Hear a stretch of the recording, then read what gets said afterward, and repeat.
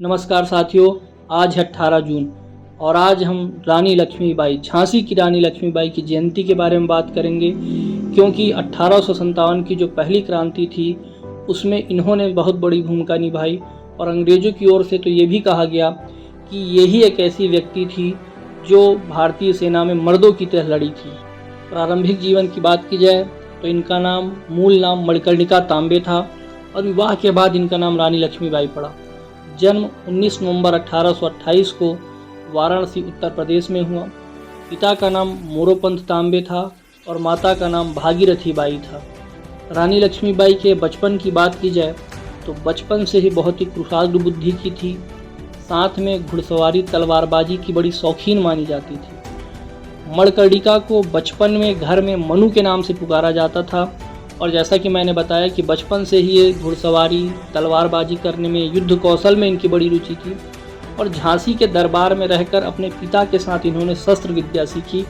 बचपन के बाद आगे की घटना की बात की जाए तो मनु का विवाह जो है वो तय हो गया। और मनु का विवाह किसके साथ तय हुआ भाई? तो मनु का विवाह 14 वर्ष की आयु में ही झांसी के राजा गंगाधर राव के साथ हुआ और वहीं से इनका नाम रानी लक्ष्मीबाई पड़ा। इनके पुत्र दामोदर राव थे जिनको इन्होंने गोद लिया था क्योंकि इनके पुत्र की मृत्यु हो गई थी। विवाह के कुछ ही दिनों बाद इनके पति गंगाधर राव की मृत्यु हुई।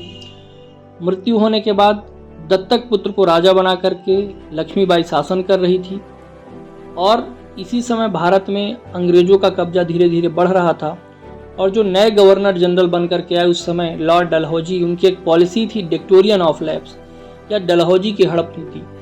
इसके तहत दत्तक पुत्र के सिद्धांत को इन्होंने अस्वीकार कर दिया और बोला कि जो भी दत्तक पुत्र रखेगा उसके शासन पर हम अपना कंट्रोल करेंगे। तो ये जो डलहौजी के डिक्टोरियन ऑफ लैप्स और हड़प नीति थी, इसका रानी लक्ष्मीबाई ने बहुत तेजी से विरोध किया और रानी लक्ष्मीबाई ने यहाँ तक कहा कि मैं अपनी झांसी नहीं दूंगी, मतलब अपना शासन मैं अंग्रेजों को बिल्कुल भी नहीं दूंगी। और अंग्रेजों के विरुद्ध इन्होंने एक तरीके का विद्रोह प्रारंभ किया और सिर्फ लक्ष्मीबाई ही नहीं, भारत के कई जगहों पर इस तरीके के प्रदर्शन हमको देखने को मिले। अंग्रेजों की इस नीति से सिर्फ लक्ष्मीबाई ही परेशान नहीं थी, देश की अन्य रियासतें भी परेशान थी। और इसी बीच में 1857 की जो पहली क्रांति थी वो प्रारंभ हुई।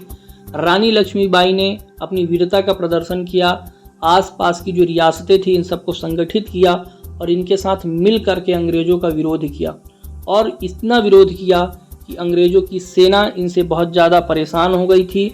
और ह्यूरोज, जो कैप्टन ह्यूरोज था, उन्होंने ये भी कहा कि ये सिर्फ एकमात्र मर्द हैं जो भारतीयों की ओर से इस युद्ध में लड़ रही हैं।